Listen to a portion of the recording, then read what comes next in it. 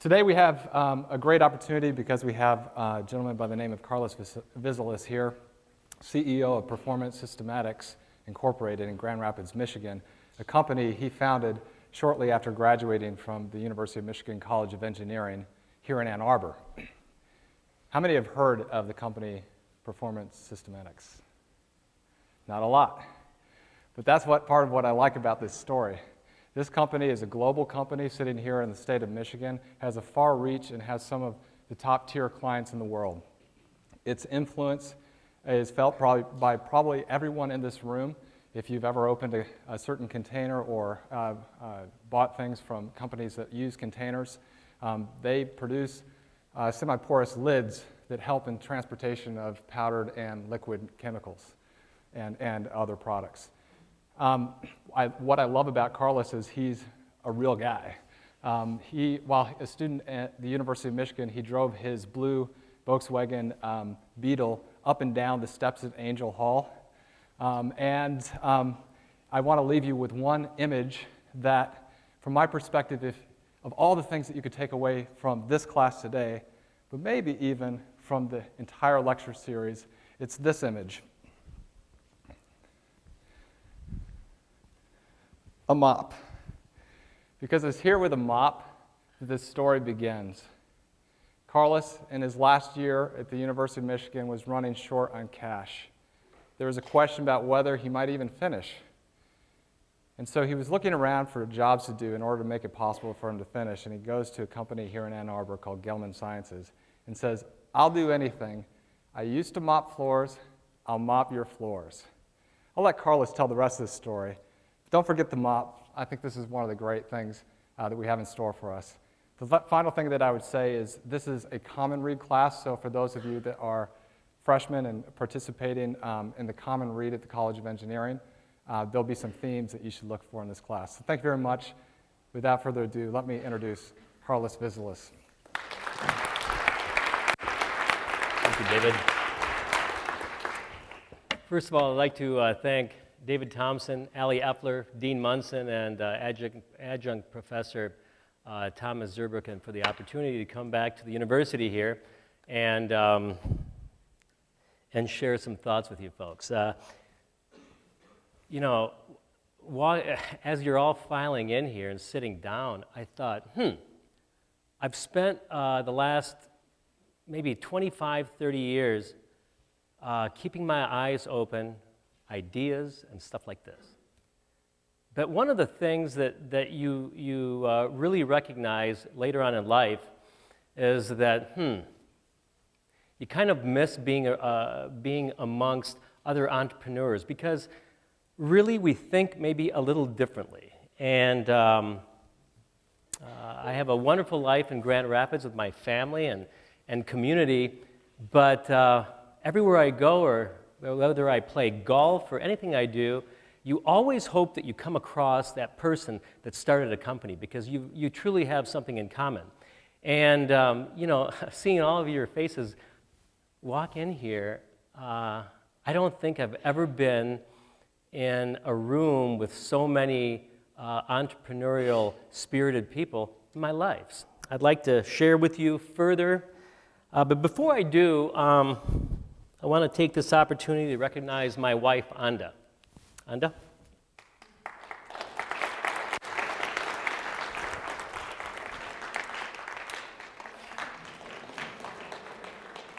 I can say with all conviction that without her by my side, I could not have had the success I've had at PSI. She's been my right hand, my defender, my encourager, and my partner in life. Thank you, Anda. I love you and appreciate all the support that you've given me over these years. So, now I'd like to share some additional thoughts, because without that, you can't go forward. Everywhere I go and speak about PSI, I'm asked this question. So, what is the secret to your success? I always seem to stumble with my answer, because I'm not sure how people define success. And so, I want to ask each one of you,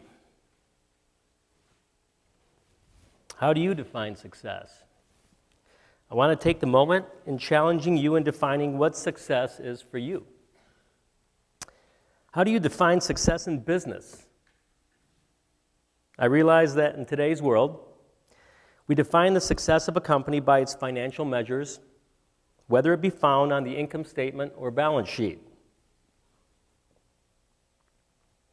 I know that it's important for a business to have financial success, but I want to challenge you as individuals that are possibly contemplating going to business for yourselves. If your driving purpose in starting a business is to get rich, then I would suggest that you reconsider. The desire for money alone will not sustain you through the challenges and the trials that lay ahead. For me, the journey itself has always been the successful part of my business. As I look backwards over 30 years, I define my success as the journey itself. The path that I took was what was so fulfilling to me. It was the very reason and purpose for which I ventured out and began this company with my partner, Charlie. It gave us excitement, adventure, ideals, imagination, and all of which are still the reason I get up to go to work every day. So, I ask you this. Why do you want to do this? Before you move forward, I would challenge you to answer that question honestly. Of course, in the business world, the traditional way in which we define a company's success is by some key measures.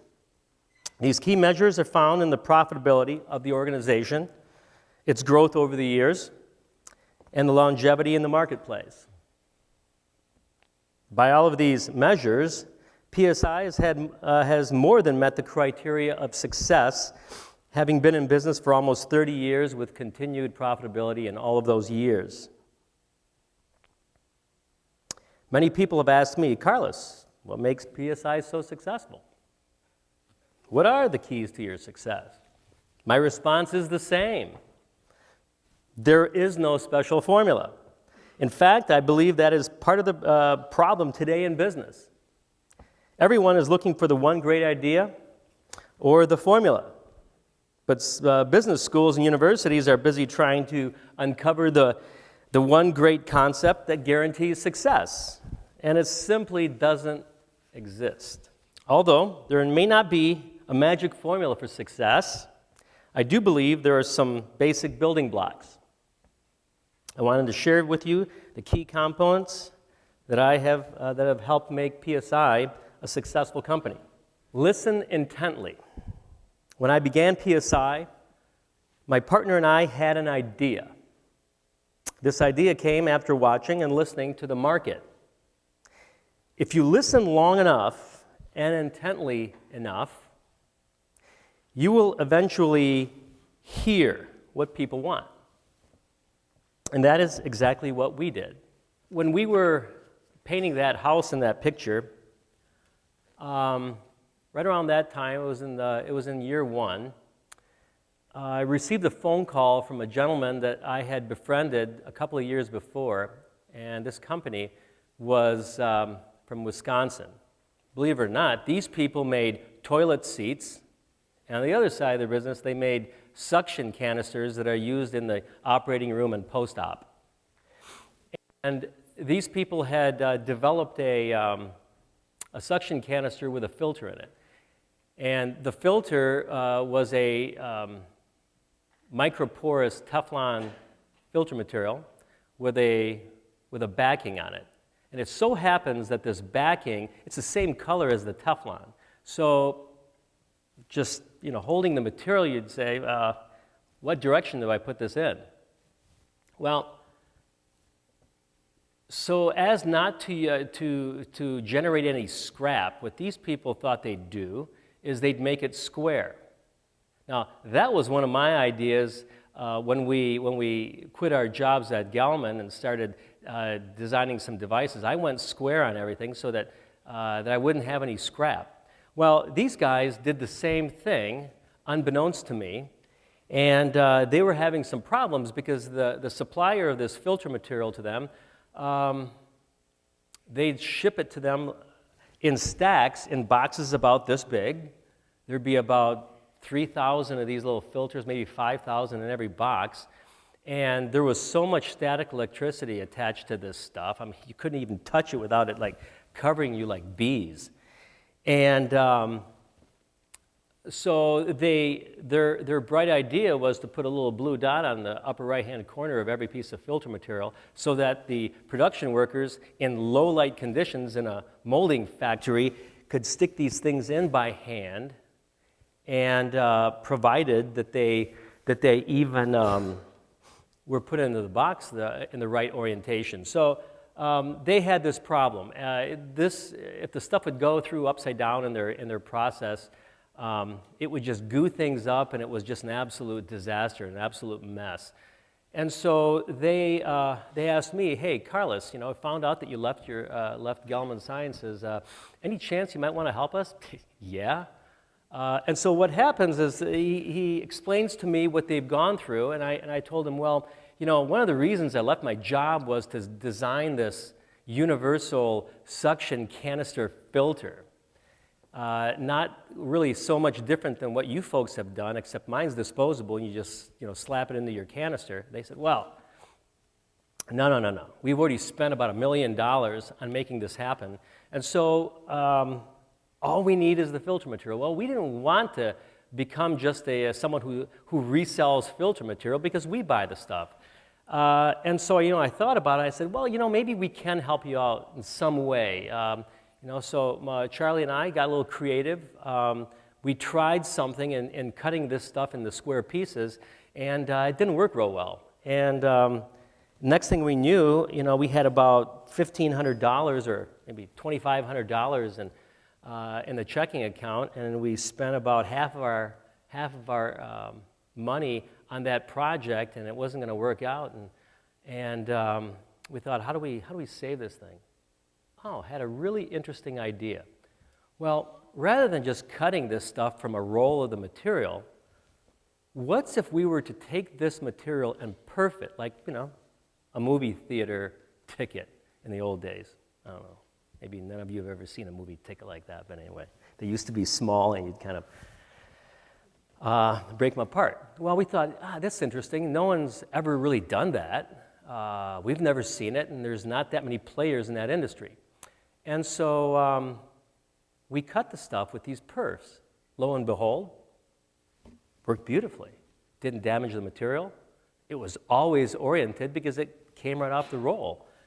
So we presented it to this company, and so I guess my long story short there is listen intently what the customer wants. And we came up with something rather creative, which generated about, in the first year, about $60,000 of revenue, half of which was for the materials, half we kept ourselves, and funded other projects for the company. Interesting thing is you never really know where your money is going to come from. I thought it was going to be something different. Well, this particular application, in the year two, suddenly was at about $160,000, $180,000 a year. And the funny thing is that was back in 1984. It's 2013, and we're still doing tons of this stuff, and it never goes away. We don't spend much time on it, and it's just a tremendous revenue generator. So that's one of the projects that helped fund our company for the next 4 or 5 years. So part of listening intently is to make sure you seek first to understand, then to be understood. I often see people in business spending far too much time and effort pushing their ideas first, where rather they should be spending time seeking a better understanding of what the customer wants. An idea based on what people are asking for is very powerful. Go boldly. In my early years, there were many reasons not to go forward with starting PSI. Charlie and I were faced with more questions than answers. I'll tell you that there will never be a time when everything lines up perfectly. For Charlie and I, We saw an opportunity and had confidence in our abilities. We did not have all the answers. Heck, we didn't even know all the questions. But we did commit to our ideas. We did not hesitate, and we put self-doubt out of our minds and focused on what was needed to be done to be successful. Are you willing to sacrifice? This is a key question that anyone who is contemplating starting a business needs to ask themselves. I am not going to kid you. The early years were really rough. There were times when I was truly stretched to the limit. I gave up my career at Gelman Sciences. I gave up my social life. I spent all my savings on the business. I worked endless hours for years. I paid my employees first, and oftentimes wasn't enough to pay myself. So I'm going to give you another little short story to show you, how difficult things can be. In that maybe, I don't know if it was first or second year, I run out of money, and now for the second time, once in school and once now, and so I thought, well, I've been working since I was about 14 years of age, whether it was mowing lawns or mopping floors in my high school. And so I thought, maybe I deserve some food stamps. So, I need to eat. So I took a trip over to the Department of Social Services right over here on Maple Road in Ann Arbor. And I walked into that building, and man, I was just blown away by what I saw. There were about twice as many people in that building as there were in this auditorium. And I knew the reason why everyone was there. And so I walk in the door, I take my number, a perforated ticket, I kind of like that. And I sat down in the middle of the group. And I'm sitting there, and someone about 5 rows behind me says, "Karlis." Oh my God, it's a young lady, single mother, that must have left Gelman Sciences a little bit after I did. And she stands up, and I'm trying to be a little nonchalant here, and she yells out my name again. She goes, "Karlis, so how's that business going?" Great.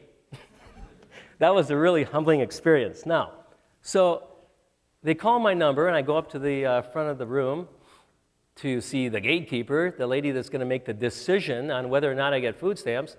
And she asks me, "Sir, I hope you didn't wait long today." I go, "Well, a couple of hours." And she said, "I hope that, the weather wasn't too bad. It was raining out there. I hope that you had a ride here."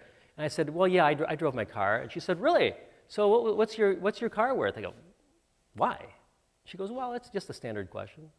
I said, "Well, it's worth $1,000. I had downgraded what I drove before starting my business, downgraded pretty much everything in my life, and said $1,000. She goes, "Oh, well, what else do you own?" "Well, some speakers, some softball equipment." And she said, "So what do you think it's all worth?" I go, "To me?" She goes, "Yeah, $1,500. She said, "Well, thank you for being honest. Sir, you're not going to qualify for food stamps because your net worth is over $800. Really? I was beside myself. I couldn't believe what I heard. So that day, I went to a bank here in Ann Arbor, and I asked them, "Hey, can I take out a loan?" And they said, "Well, we're going to need your current W-2. I said, "Well, my current W-2 is a little strange. I don't show an income, but I've started a company. How's it going?" "Great." And they said, "Well, you don't have an income, so we really can't loan you any money. So sorry." Okay. So that day I thought, well, I can't get any money from them. How about if I go to Kalamazoo to a credit union in my hometown? And I had a Latvian ethnic upbringing, and there was a Latvian credit union there. I thought, well, I know some of those people there, and there was an older gentleman there that we kind of all, considered him our card shark. Anyway, this guy, I give him a call, and I said, hey, any chance that I could get a loan? And he said, well, sure. Do you have an income, Karlis? I go, no. Do you work? You bet, every day. He goes, okay, I think we can probably get you a loan, but we're going to need your mother's co-signature. Oh my God. Okay, I'll have to ask my mother. Any chance you can co-sign for a loan to the Latvian credit union? And she said, yeah, I can do that. So I asked the guy, okay, my mother's here, she's co-signing, what else do you need from me? Well, nothing. I go, do you need the title? He said, well, it's going to be a used car loan. I go, well, that's fine, but do you need the title to the car? And he goes, no, I don't really care what car it is, and you don't have to show me anything. I'll take the cash and I'll live on that cash. I'll just have another car loan. So that really worked out well. I was one happy guy. And in the next year, I had 3 used car loans. So anyway, my question is then, so are you willing to sacrifice everything for the success of your business? Ladies and gentlemen, change is a way of life. Change is the only constant factor that you can rely on. Tomorrow will be different today. This you can be sure of. And the only way to survive and succeed is to accept the fact that you and your business is going to have to be flexible and in a state of change, in a constant mind of change and innovation. When PSI began, we had one machine that I built in a garage. Today, we are in our 8th generation of machines that incorporate new logic and control systems that I could have never dreamed of 30 years ago. But I realized early on that it was imperative that we continually grow and change at PSI if we were going to be successful. Surround yourself with success. Maybe you've heard such a statement before, both internally and outside of your business. Successful people breathe success. They are infectious. They give you great ideas. They give you encouragement, and they breathe life into your business. There is tremendous value in having great people constantly challenging you. One of the key lessons I learned was the value of listening to people outside of my business. After Charlie died, I had to find a new president for my company to run the business side. I selected what I felt was the best person for the job. As the business continued to grow, it was the outside people that challenged me and helped me think of what was needed to further our direction. When the same president began to be a limiting factor into the success of PSI, it was the key outside people that helped me think through the process of how we move forward and how we work on replacing this individual.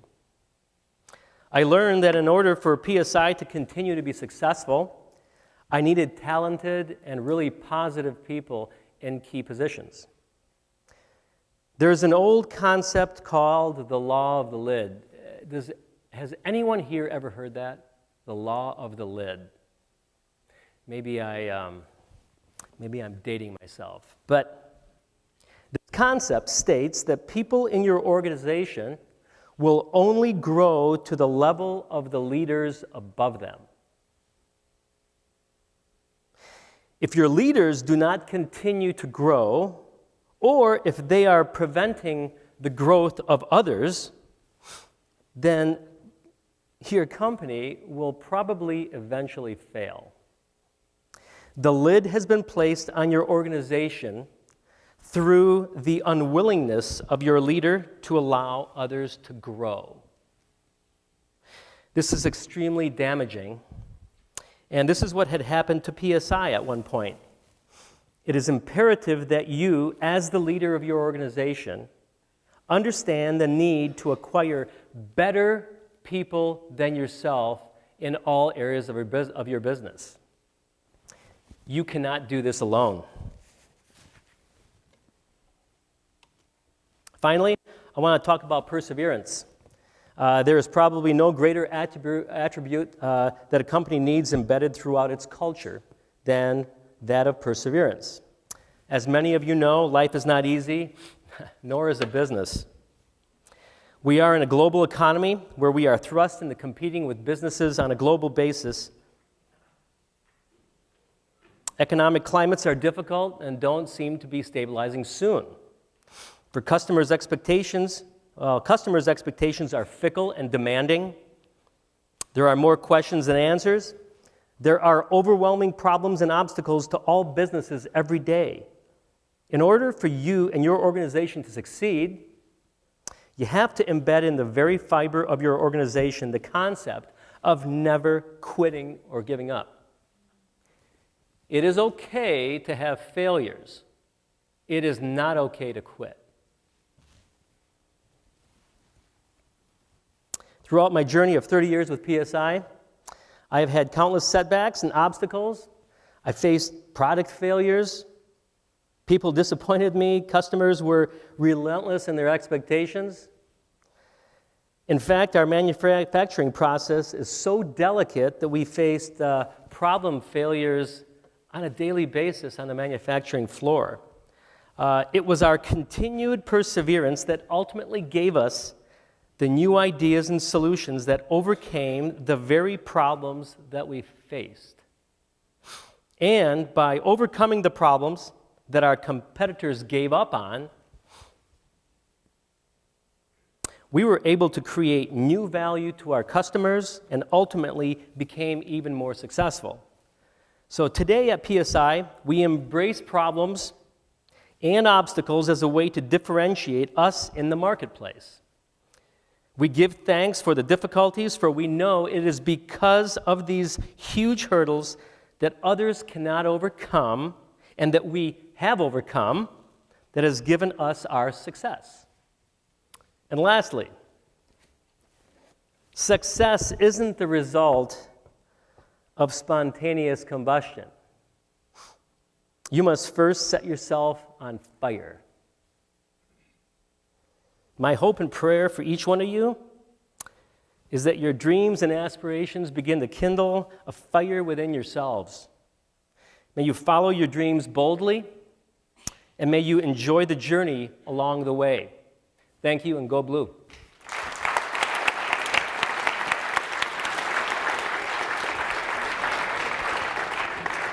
So what happened with the broom? I'll the tell you mop? about the broom. I've got to tell you about the broom. So I was my high school's janitor, student janitor, kind of like the student prince. And when I was in college, I spent a lot of time here at the university. Houses that we rented, I'd rebuild engines in the basement of any place that we lived in to keep my buddies' cars rolling. And so I had done all these dirty things. I enjoyed being a janitor. And so when I ran out of money and I called up Gelman Sciences, I asked the director of engineering there, hey, any chance that, I ran out of cash, I really need a job. Any chance that your company needs some janitorial assistance? He said, well, you know what, I'm going to check our different plants and I'll come back to you on that. And he calls me up 3 days later and he says, Karlis, I really apologize, but I tried. I checked 4 different plants, and we use a lot of outside janitorial services and supplemented a little bit with some internal people. So I can't help you there. Sorry. Oh, man, that day I remember I was devastated. And then the guy says to me, and I thanked him, thanks for your time. I really appreciate your, going that extra mile to see if you can find something for me. And then the guy says to me, before I get off the phone, yeah, sorry, but would you like to be an engineer at our company? what? Are you kidding me? And that's how I ended up learning about this really cool technology. University of Michigan, this is the beginning of the journey of the technology, of the career, of meeting the partner that led to the business. Just want to ask that you give it up one more time for Karlis Vizulis. Thank you.